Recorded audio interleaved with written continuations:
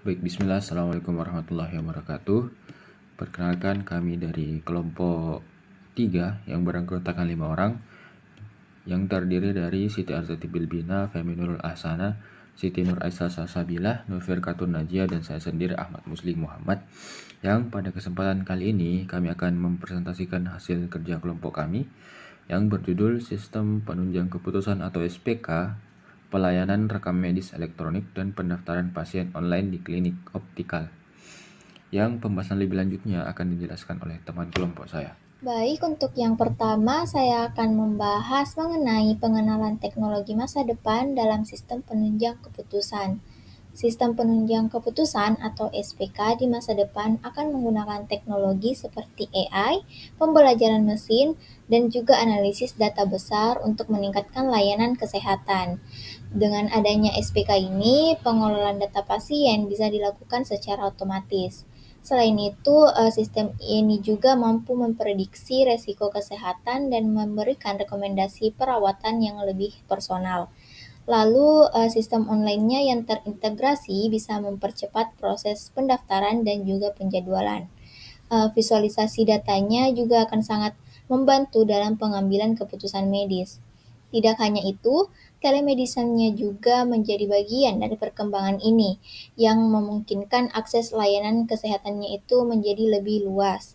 Jadi, SPK atau sistem penunjang keputusan menawarkan solusi modern dan efisien dan juga efektif.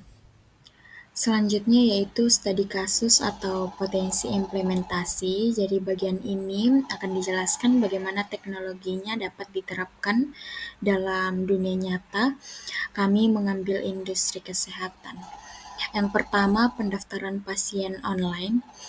Dengan pendaftaran online ini, dia dapat memudahkan pasien untuk melakukan registrasi secara cepat yang pastinya tanpa harus datang langsung atau di sini juga dapat mengurangi antrian dan waktu tunggunya pada klinik. Yang kedua ada rekam medis elektronik. Pada bagian ini akan disimpan data kesehatan pasien itu secara digital, sehingga tenaga medis itu dapat mengakses riwayat medis dengan mudah dan akurat. Yang ketiga ada analisis data otomatis oleh sistem penunjang keputusan. Jadi sistemnya itu menganalisis riwayat kesehatan dan keluhan pasiennya untuk memberikan rekomendasi produk optikal yang sesuai pastinya. Contoh seperti jenis kacamata atau lensa kontak. Yang keempat ada personalisasi pelayanan. Di sini direkomendasi alat bantu penglihatan, jadi disesuaikan dengan kondisi dan kebutuhan pasien secara individual. Dapat meningkatkan kepuasan dan pastinya hasil pengobatan. Yang kelima ada efisiensi operasional klinik. Dia pada bagian ini tuh mempercepat proses pelayanannya dan pengambilan keputusan, sekaligus memudahkan pengelolaan data dan laporan oleh manajemen klinik. Yang keenam, mendukung transformasi digital di kesehatan. Jadi sistemnya akan menjadi solusi yang pastinya inovatif, yang membantu klinik optikal beradaptasi dengan perkembangan teknologi dan kebutuhan pasien modern. Baik, selanjutnya itu ada manfaat dan tantangan teknologi dalam SPK. Nah, yang pertama itu kita akan membahas manfaatnya terlebih dahulu.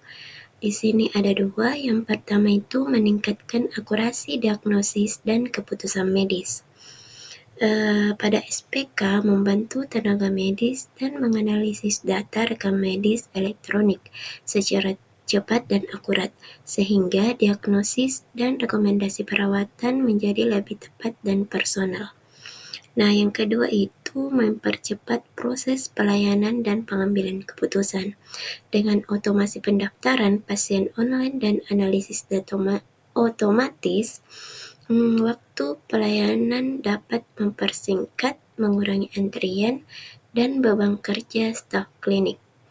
Nah, yang selanjutnya itu ada tantangan, yang dimana ada 2 poin. Poin pertama itu keterbatasan infrastruktur dan teknologi. Tidak semua fasilitas kesehatan memiliki infrastruktur IT yang memadai untuk mengimplementasikan sistem SPK berbasis rekam medis elektronik dan pendaftaran online secara optimal. Nah, yang terakhir itu ada keamanan dan privasi data pasien. Pengelolaan data kesehatan digital memerlukan perlindungan ketat agar informasi pasien tidak bocor atau disalahgunakan, sehingga menurut sistem keamanan siber yang kuat. Selanjutnya akan disampaikan oleh rekan saya. Baik, selanjutnya saya akan menyimpulkan tentang materi yang telah dijelaskan oleh rekan saya sebelumnya. Baik, untuk kesimpulannya sendiri bahwa dalam integritas teknologi sistem penunjang keputusan itu sendiri dalam sebuah rekam medis elektronik di rumah sakit. Contohnya seperti pada pendaftaran online, di mana dia akan lebih mempercepat dan meningkatkan akurasi layanan kesehatan, yang di mana dia bisa menggunakan AI dan analisis data yang lebih real time, yang di mana dapat memberikan keputusan medis yang lebih tepat serta juga mendapatkan feedback dari pasien yang bagus karena mendapatkan pengalaman yang baik di dalam rumah sakit tersebut. Untuk rekomendasinya sendiri, kita bisa memberikan rekomendasi seperti fasilitas kesehatan yang perlu dibangun untuk infrastruktur IT itu sendiri yang lebih andal, yang dapat menjamin keamanan data dan jaringannya. Serta kita juga dapat memberikan pelatihan tenaga medis untuk dapat mengembangkan fitur pendukung keputusan yang lebih akurat atau yang lebih speech to text, yang lebih efisiensi untuk sistem dalam rumah sakit itu sendiri.